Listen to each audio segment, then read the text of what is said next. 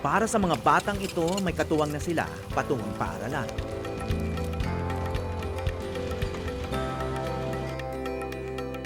Araw-araw ipinamamalas nila ang minsang sinabi ni Albert Einstein na parang buhay daw ang pagbibisikleta. Hindi ka mawawalan ng balanse basta tuloy-tuloy ang pagkilos. Sige lang ang pagpapadyak.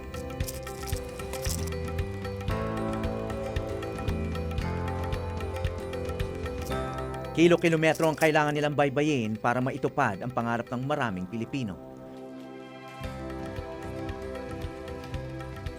Ang makapagtapos ng pag-aaral.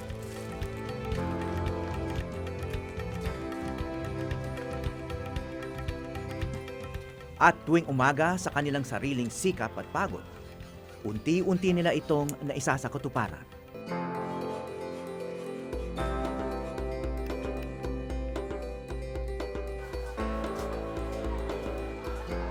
Ngunit malayo pa ang tatahakin nila.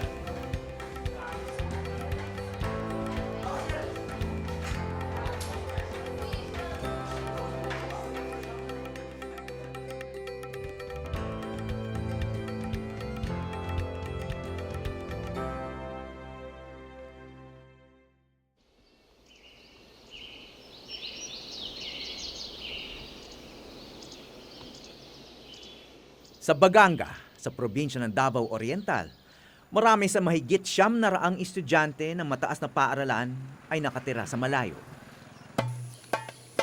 Ang mga walang perang pamasahe, kailangan maglakad. Mahigit 1 oras na lakad sa ilalim ng araw. O 20 pesos na pamasaheng aabuti. Kaya naman ang iba, hirap ng hikayati ng sariling pumasok pa.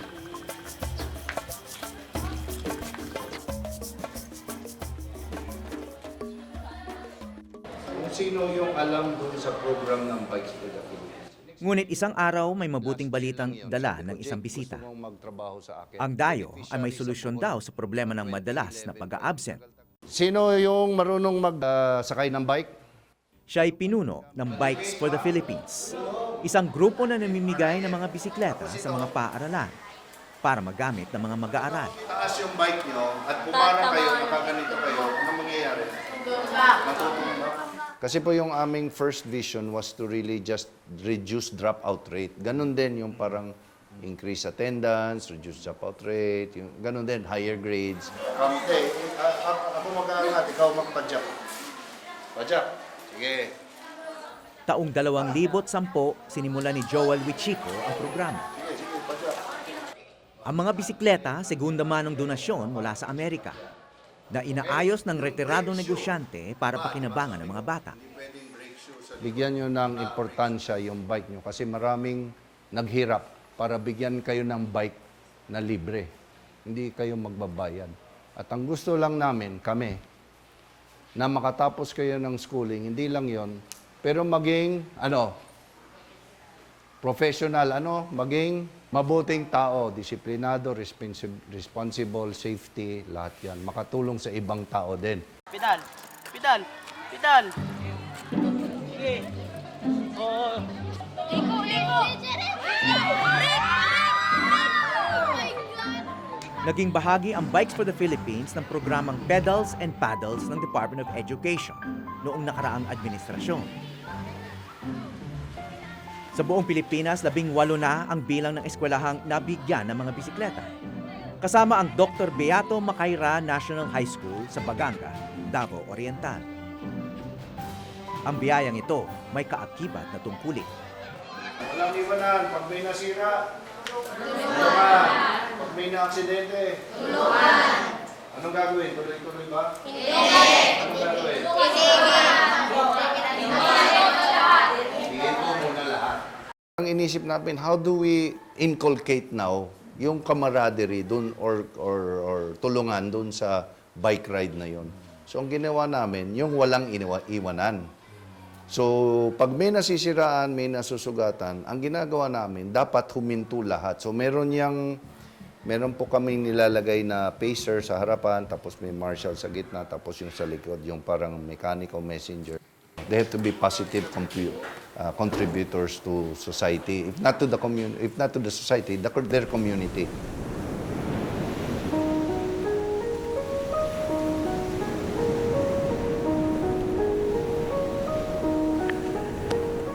Ilang taon na nagdudusa ang mga taga-Baganga. Ang inaasahan nilang kabuhayan sa mga nyugan, winasak ng Bagyong Pablo noong taong 2012. 6 na taon na nakalilipas, ngunit hindi pa rin nakakabangon ng marami. Ngayon, na-observe namin kahit pambili ng bond paper, ₱1 yun, parang mahirap pa sa kanila. So, sa baon naman, dati yung mga kantina talagang napupuno yan. So ngayon, kahit ice water, kailangan pang hatiin. Mau-observe po natin yan na ganyan yung nangyayari ngayon.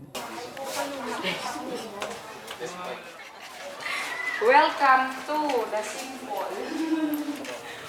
Si Teacher Ruchi Adanza ang naatasang maging bike coordinator sa high school. Naka-newspaper talaga kami, ginupit ko lang para Kwento niya, matyaga siyang naghintay ng 5 taon bago nabiyayaan ng mga bisikleta ang kanilang eskwelahan. I just keep on believing, naniwala lang ako na may mangyayari. Even yung mga kaopisina ko, yung mga kasamahan ko, binibiro at inaano na rin ako nila na kapag nag-iikot ako sa program, wala namang nangyayari, follow up ka ng follow up. Pero ako never akong na-discourage. May pila kasi ng mga paaralang nais sumali sa programa.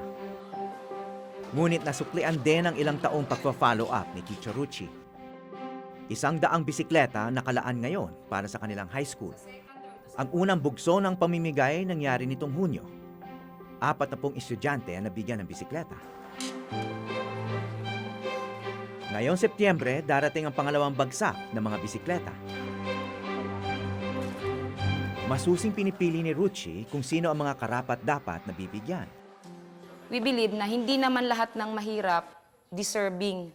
Maibang hindi deserving. Gaya ng pagpunta namin ng bahay, si Father nagbabaraha. Tapos yung iba, pagpunta pa namin ng bahay, may mga manok pansabong, imahal yung pagkain. Tapos si anak naglalakad. Ay, kasi tinitingnan lang natin yung 4 na criteria doon na importante. Una, malayo nga sila. Tapos pangalawa, marami silang magkakapatid sa bahay, nag-aaral. Pangatlo, wala silang motorsiklo or any vehicle na pwede nilang gagamitin sa school. At saka, pang-apat, yung tinitingnan natin na may good attitude at saka may mabuting family or may good family background. Isa sa mga nasama sa unang batch, ang grade 9 student na si Nerfy Masudo. Pang-anim siya sa 8 magkakapatid. Naranasan ako po nung wala pa akong bike. Madalas akong pumasok ng mga 8:00. Parang pagdating ko doon, resist na. Yung nakakuha po ako ng bike, palagi na po ako nag-aaral ng mabuti at saka hindi na po ako nag-absent. Nung wala naman akong bike, gusto kong magtrabaho sa Davao para makatulong sa aking pamilya. At saka para naman makaon sila.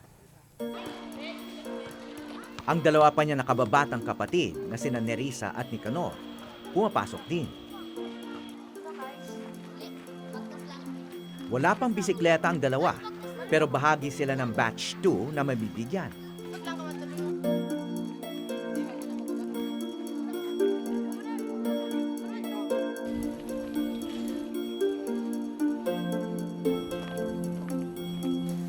Tinatayang 4 na kilometro ang layo ng bahay nila sa paaralan. Kung mamamasahay silang 3 papasok, ₱70 kada araw ang kanilang gastos. Halagang hindi kaya ng kanilang mga magulang. Ang kanilang ama nahinto sa pagkakarpintero dahil nabubulag na. Samantalang ang ina nila may diabetes pa. Umaasa ang pamilya sa paggawa at pagbenta ng walis tingting.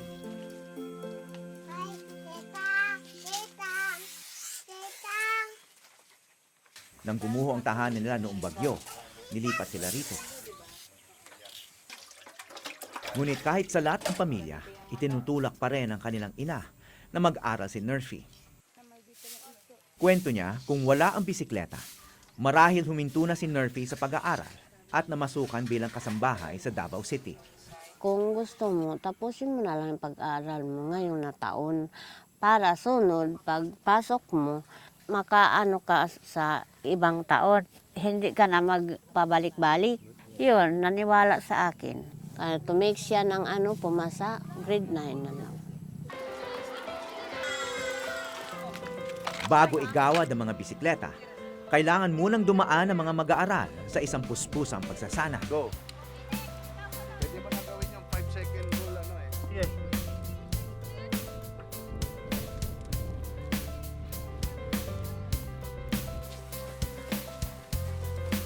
Break. Isa sa mga trainer ang estudyanteng si Jerry na kasama sa batch 1. Noong Hunyo lang, nag-iensayo lang din siya. Ngayon, tumutulong na siya magturo. Yung pagbabike nga, di ba, umaandar yung bike kapag pinipidal mo lang.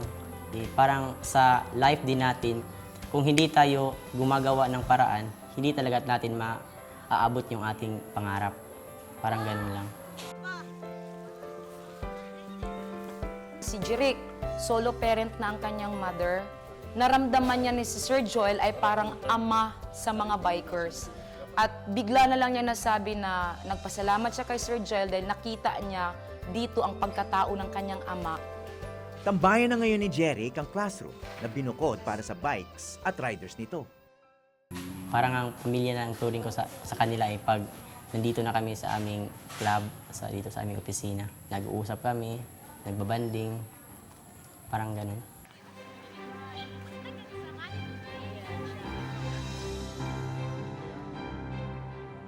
Lahat ng batang pinipili para sa programa ay may sari-sariling pinagdadaanan sa buhay. Ngunit hindi basta ibibigay sa kanila ang bikes.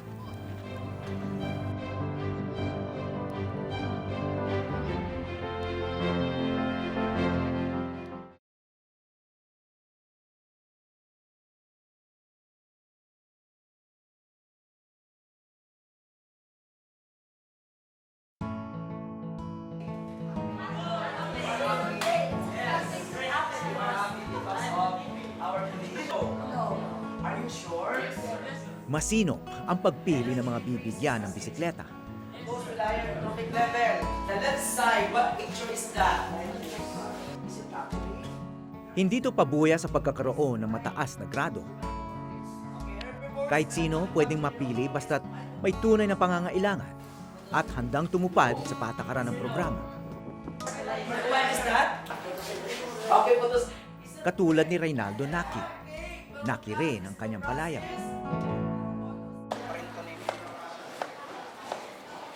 Bago nabigyan ng bisikleta, ayaw nang pumasok ni Naki sa eskwela. Kwento ni Teacher Ruchi, lagi naglalaro na lang sa computer shop sa labas. Madalas kasi siyang kinakantsawan ng kanyang mga kaklase. Anong sinasabi nila sa'yo? Buktot daw, buktot. Ano yun? Kuba daw, kuba. Tapos, nung nagka-bike ka, nagbago na. Nagbago yun kasi marami na po akong mga kaibigan kaya ng mga bikers. Tinuturing nila akong kaibigan. Ano bang naging pagbabago sa sarili mo? Maraming humanga sa akin. Dahil palagi na lang akong nag-school kasi nung una hindi ako, lagi nilang binubuli kasi lagi ang absent. Pero ngayon, hindi na. Humanga na sila sa akin na laging present.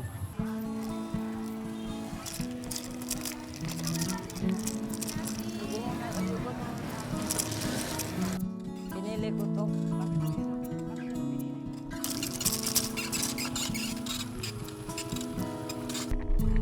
Isa lang ang kumpiyansa sa sarili sa mga ginhawang na ibibigay ng pagpapadyak.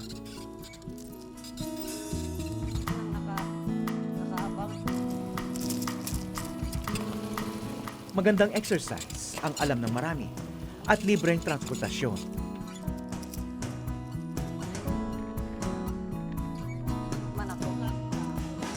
Para sa akin, na 5 dekada ng siklista, ang pangunahing dahilan para magbike ay masaya siya.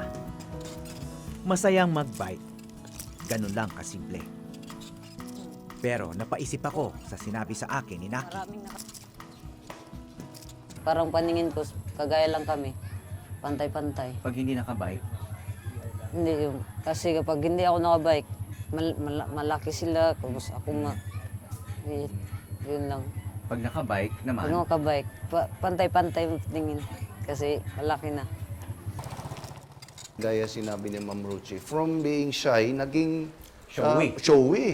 So yun, nag-evolve na yun yung aming vision to that, to help them really become better people, better persons in helping discipline, helping others. So may values, naging values formation ng ang aming vision using the bike. sabay tayo sa kanila.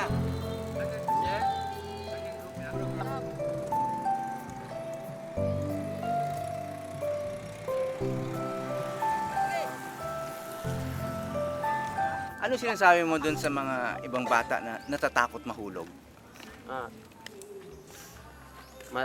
Sinasabi ko minsan, sir, basta mag-focus na sila sa daan at huwag silang maging panic so that ang pagbibisikleta nila, sir, maayos.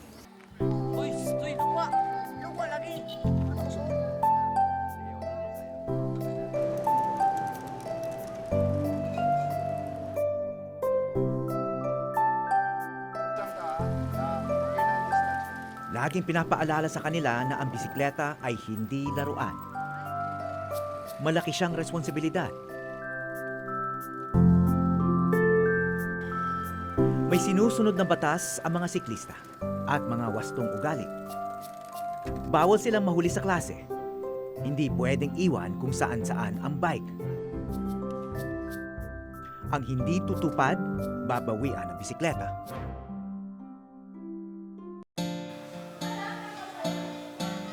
Mechanic namin, assist from the training. Ang kanilang tagagabay, ang ulirang guro at bike coordinator na si Teacher Ruchi. Ayon kay Joel, sa mga bike coordinator tulad ni Ruchi, nakasalalay ang tagumpay ng programa. Kaya yung bike coordinator po, nag-iisip na ngayon yan kung paano niya ma-raise yung funds para doon sa pag-sustain ng bike. Para hindi naman laging galing doon sa kanya. So nagiging creative po yung bike coordinator. Kasi dahil napalapit na yung mga bata, napalapit na yung programa sa kanya, just like sa atin, sinasabi ko yung heart ng isang tao, talagang you will go all out to really help these people kasi nakita mo yung kahirapan nila. And if it's the only way you can do it, hindi naman siya rin may kaya masyado. Pero kung yun lang, ipa-develop lang yung program, ma-improve, ma-sustain yung program niya, ginagawa nila.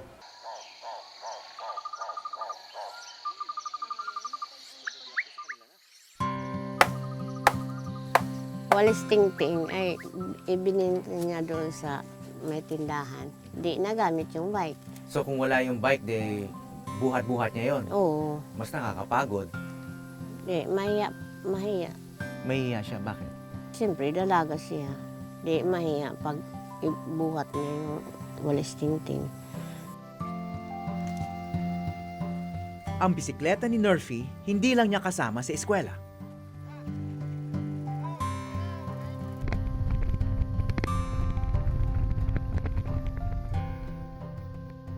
Mabilis niya ngayon nadadala ang walis tingting ng kanyang pamilya para mabenta sa suki.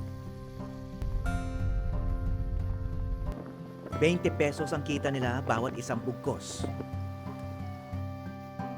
Malaki na ang 200 pisong kita sa isang araw. Ganyan na ang kalagayan ng maraming pamilya sa Baganga mula nang nawasak ng bagyong Pablo ang mga kabuhayan dito.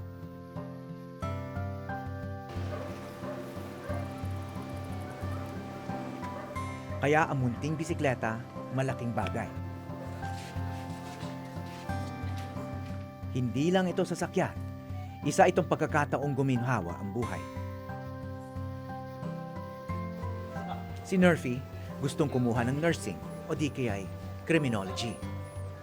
Kung makatapos ako ng pag-aaral ko at saka college, tutuparin ko yung pangarap sa pamilya ko.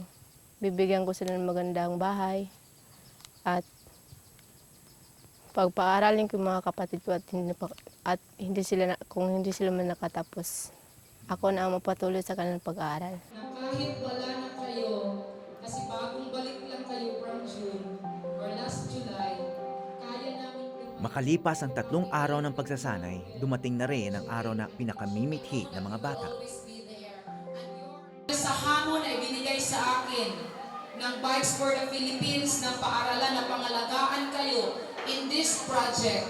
So wala akong magawa, kundi mahalin ko kayo, intindihin ko ang likod niyo, at maging mother sa inyo at all times. So ang anak ko mula sa 2, magiging 3, magiging almost 90 children na ang aalagaan ko. So ngayon, masaya ako, mga magulang na nandito ngayon, ang kwento ng anak ninyo ay kwento ko na rin. Sandali na lang at matatawag na rin sila bikers.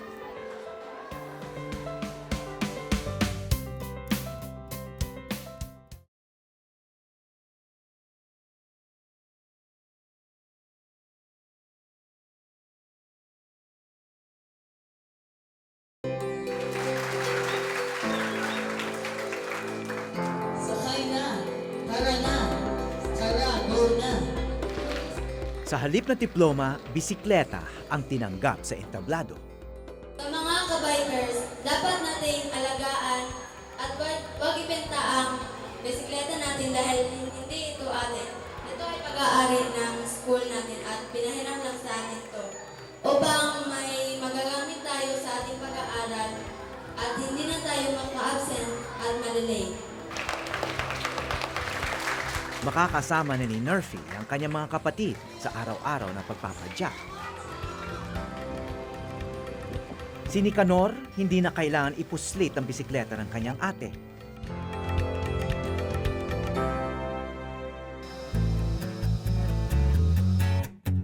Bilang pasinaya ng pagtatapos, nag-long ride ang mga tropa, kasama ang mga taga-unang batch na sina Jerry at Naki.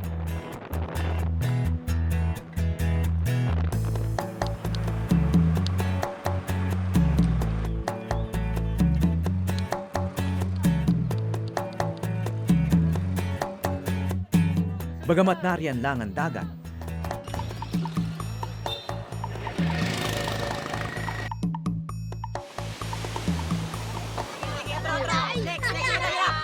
bihirang matikman ng mga batang ito ang makapaglaro sa dalampasigan. Ano ang inyong nararamdaman na napabilang kayo sa ating May pulong din para kilalanin na isa na silang samahan ng bikers ngayon. Masaya ako kasi nakatulong si Sir Joel sa amin. Kahit wala yung papa namin, kahit yung lolo namin, wala ng pera. Pero may dumating din sa buhay namin na yung 600 pwede nang pambili ng bigas at hindi na makakaano sa mapamasahe sa motor. Hindi na rin kami magbubuwan kasi may nagbibigay na sa amin ng bike. We also tell them that mobility is education. Natyak mo yung sarili mo on your own, dumating ka sa isang lugar, on your own, nakadating ka dun sa hinaharap mo, yung dream mo. Dahil sa sarili mong sikap, di ba? Maganda yon. And I think that's also one of the, we can relate that to the kids. Kay tamis nga ng pakiramdam kapag may narating ka mula sa sariling pagsisikap. Araw-araw na ito mararamdaman ng mga batang ito. Sa katunayan, ang pagpapadyak ay maaari nilang gawin habang buhay. Hanggang sa pagtanda nila mararamdaman ang saya na una nilang natuklasan sa una nilang bisikleta. Mula Baganga, Davao Oriental, ako po si Howie Severino at ito ang Eyewitness.